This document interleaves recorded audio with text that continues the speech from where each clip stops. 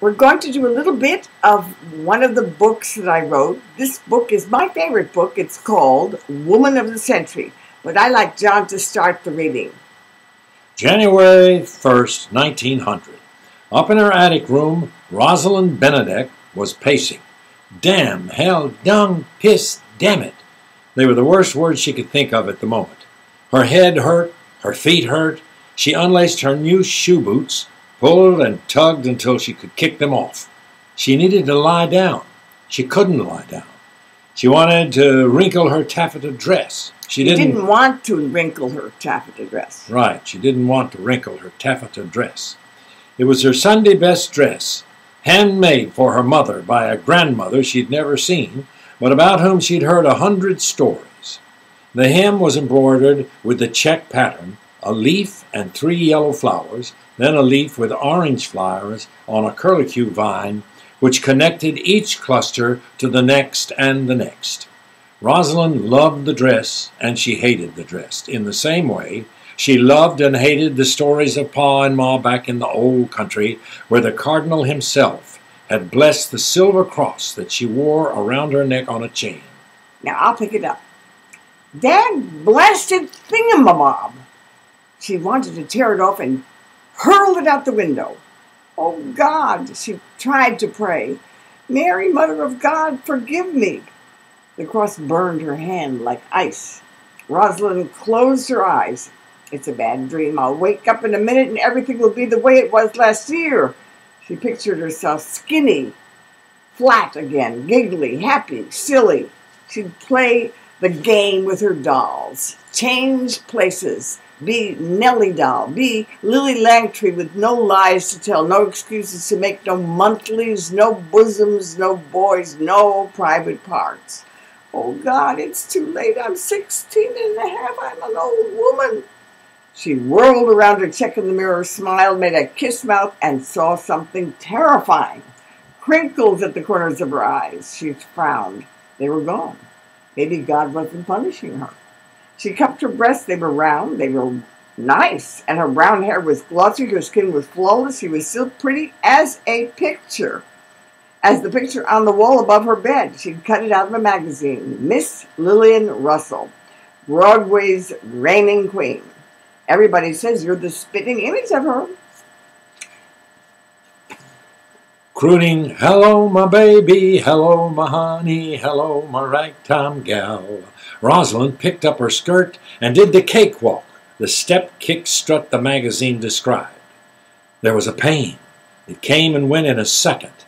It's nothing, just a twinge, Rosalind assured herself.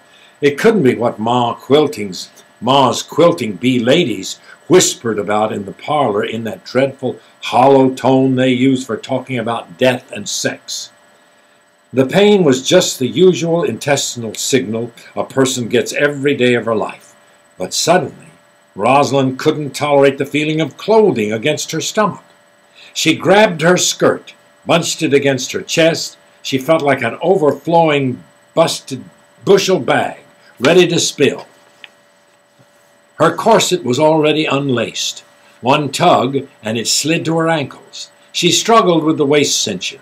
It was tight, positioned high to hide the fact that her waist was non-existent.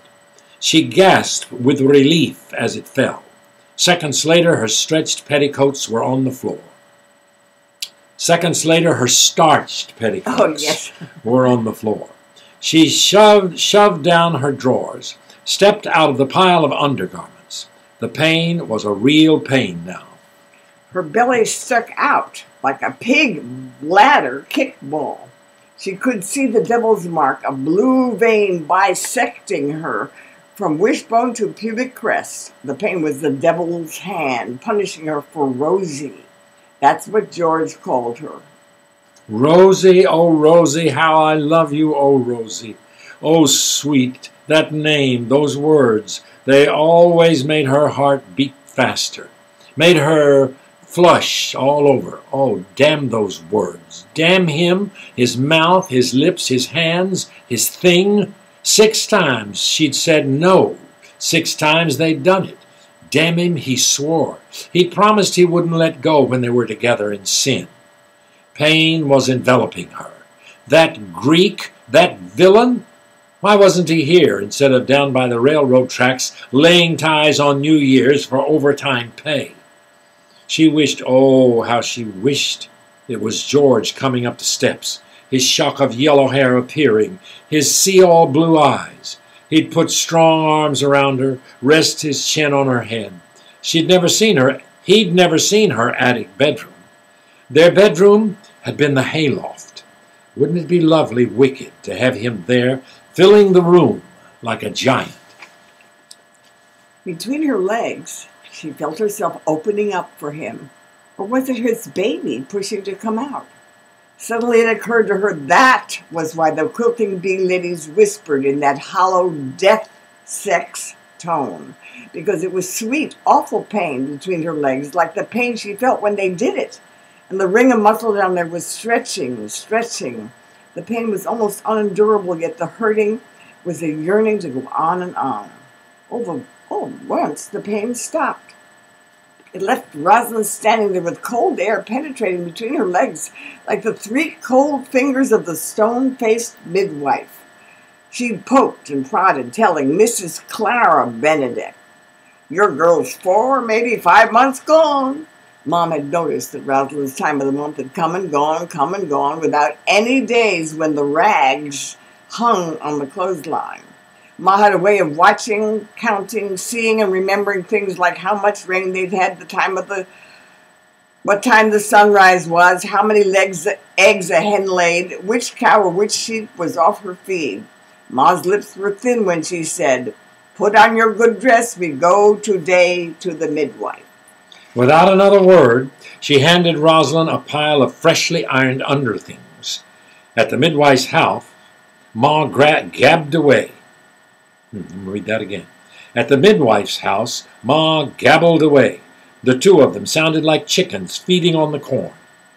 "She'll have a hard time. She's tight down there.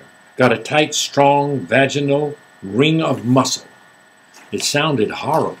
Rosalind had never heard the word pronounced aloud before. It felt horrible. They stared at her, lying there half naked on the midwife's kitchen table, as if she were a slab of pot roast. "You can take care of my daughter?" "Sure, sure. Girls that lust early, they birth easy. Ain't afraid to push." The midwife stuck her finger in again.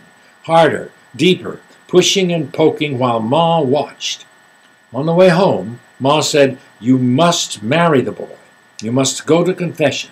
You must tell Pa." "I'm not a cow. I'm not going to lie down like a cow." Ma says, "I'll go down and get things you need." "I don't want anything. Pa needs you." But Rosalind couldn't remember why Pa needed her. Her mind couldn't focus. "Your father will go for the midnight. Lie down." Ma led her to the bed. Rosalind sat down on the edge. The water was leaking out of her. It was staining the embroidery so that on the snowy white quilt. Her teeth were clenched. A cry forced her lips apart. "Oh, God, if it's a girl. Baby, please, please, God, don't let her get trapped by the vine and the flowers." And that's where we're leaving you so that you can go and read the book. Right.